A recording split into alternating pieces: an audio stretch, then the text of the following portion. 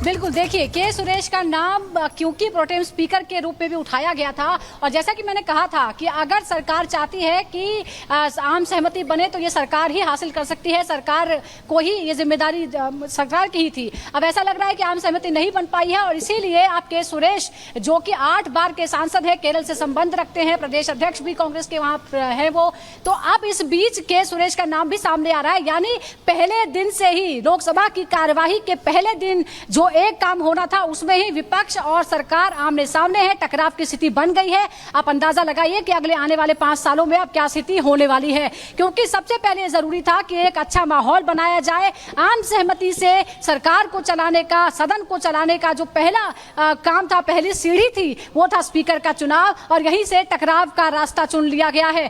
इस बार विपक्ष भी पीछे हटने को तैयार नहीं है, क्योंकि उसके पास भी संख्या है। हालांकि ये संख्या उतनी नहीं है कि वो अपने दम पर, यानी इंडिया ब्लॉक अपना स्पीकर नहीं चुन सकता है, उसके पास नंबर नहीं है, अनलेस कि एनडीए से लोग उसका समर्थन करें, जो फिलहाल होता हुआ नजर नहीं आ रहा है। लेकिन पहले ही दिन विपक्ष ने भी ये दिखा दिया है कि वो अब 2014 या 2019 की तरह हाशिए पर नहीं रहेगा, बल्कि वो हर बात पे टकराव का चुनाव करेगा, और स्पीकर के पद के चुनाव के लिए अब टकराव का रास्ता चुन लिया गया है। इसका मतलब संसदीय इतिहास में भारत के पहली बार लोकसभा स्पीकर के पद पर चुनाव होगा, मतदान होगा, और ये प्रक्रिया कल होगी। उसके बाद क्योंकि किसी को एक्सपीरियंस ही नहीं है कि ये चुनाव कैसे होता है, सिर्फ जो आर्टिकल 93 यानी आर्टिकल 93 जो संविधान का कहता है कि किस तरह से चुनाव होना चाहिए, सभी लोग यही बता सकते हैं कि कैसे होना चाहिए। किसी के पास इसका कोई तजुर्बा नहीं है कि कभी कभी स्पीकर का चुनाव हुआ हो तो उसमें क्या क्या हुआ हो। तो आमतौर पर आप देखना होगा कि हम कल क्या प्रक्रिया अपनाई जाती है,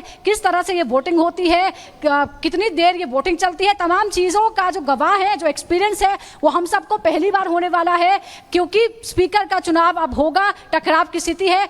इंतजार करते हैं कि क्या पता फिर कोई बीच का रास्ता बन जाए, जब तक कि ये जो पेपर है वो सबमिट नहीं हो जाते, समर्थकों के पेपर सबमिट नहीं हो जाते। देखना होगा कि आगे क्या होता है। हालांकि ये बहुत अच्छी, कोई सुखद बात नहीं है जिस तरह से स्पीकर के पद पर टकराव की स्थिति हो रही है, क्योंकि आमतौर पर ये मानी हुई है।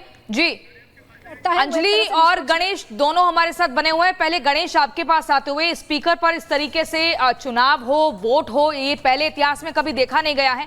डिप्टी स्पीकर पर एनडीए माना नहीं है, विपक्ष ने भी अपना एक कैंडिडेट उतार दिया है के सुरेश को, लेकिन अगर वोटिंग होगी तो ये तो साफ है कि एनडीए ने ही जीतना है। तो अब क्या कुछ और आगे आधार रहेगा?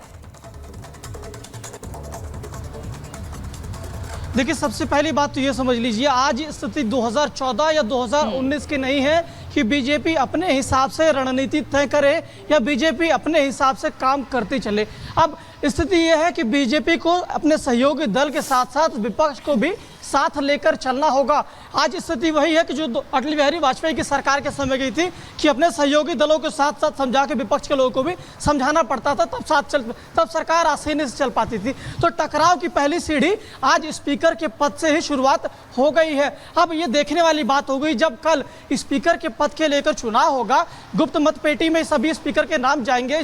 अब ये देखिए कि जब क्या बीजेपी के पास, एनडीए के पास तो बहुत है, जादुई आंकड़ा है, लेकिन क्या कोई इसमें नेता छटकता है या क्या कुछ होता है, ये कल की जब वोटिंग होगी उस दौरान तस्वीर होगी, उसी से पता चलेगा कि सरकार किस तरीके से अब आगे बढ़ पा रही है, क्या स्थिति है। लेकिन अभी तक के भारत के इतिहास में ये पहली बार होगा जब लोकसभा के चुनाव के, लोकसभा स्पीकर को लेकर के चुनाव हो रहा होगा। अब स्थिति ये थी कि डिप्टी स्पीकर की बात थी कि विपक्ष लगातार कह रहा था कि डिप्टी स्पीकर आप हमें दे दो, स्पीकर का पद आप अपने पास रख लो, लेकिन ये बात नहीं बनी, और बात नहीं बनने के कारण ये हुआ कि स्पीकर के पद पर ही ऑपोजिशन ने अपना उम्मीदवार उतार दिया। अब दोनों तरफ से उम्मीदवार है, एनडीए का भी उम्मीदवार है और विपक्ष का भी उम्मीदवार है। इसी की वजह से चुनाव होगा, और चुनाव की तारीख होगी 26 जून। अब 26 जून महत्वपूर्ण तारीख इसलिए क्योंकि पहली बार इस तरीके से होगा, सदन में स्पीकर के पद को लेकर चुनाव हो रहा होगा। राहुल गांधी को हमने सुना, अखिलेश यादव को भी हमने सुना कि लगातार उनका ये कहना था कि स्पीकर के पद को लेकर के बात हो रही है, बात नहीं बन पा रही। लगातार एनडीए की ओर से राजनाथ सिंह अलग अलग दलों के नेताओं से बात कर रहे थे, समझाने की कोशिश कर रहे थे, लेकिन जिस तरीके से बिल्कुल राजनाथ सिंह ने बात करने की कोशिश की है। तो पहले पीयूष गोयल ने क्या कुछ कहा है वो आपको सुनवाते हैं, फिर अंजलि के पास चलेंगे। पहले लोकसभा का उपाध्यक्ष कौन होगा वो पहले तय करें, फिर अध्यक्ष के लिए समर्थन मिलेगा। इस प्रकार की राजनीति को हम की निंदा करते हैं।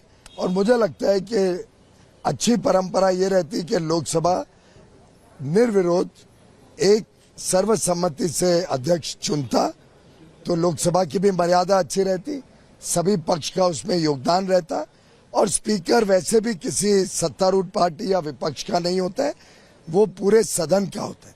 वैसे ही उपाध्यक्ष भी कोई पार्टी या दल का नहीं होता है, पूरे सदन का होता है, और इससे उसमें सदन की सहमति हो, ऐसे शर्तों के आधार पर कि किसी एक पर्टिकुलर व्यक्ति या पर्टिकुलर पक्ष का ही उपाध्यक्ष हो, वो लोकसभा की कोई परंपरा में नहीं बैठता। सुन रहे थे अंजलि लगातार हमारे साथ बनी हुई है। अंजलि, हम देख रहे हैं कि शुरुआत से टकराव की स्थिति यहां पर पैदा हो गई। एक तरफ हम देख रहे हैं कि राजनाथ सिंह के चैम्बर में भी मीटिंग चली, जिसमें तमाम एनडीए के जो दल है वो मौजूद है, मीटिंग चली, लेकिन दूसरी तरफ हम देख रहे हैं कि पीयूष गोयल साफ तौर पर बात कहते हुए नजर आए कि सर्वसम्मति से फैसला हो जाता तो लोकतंत्र और मजबूत होता।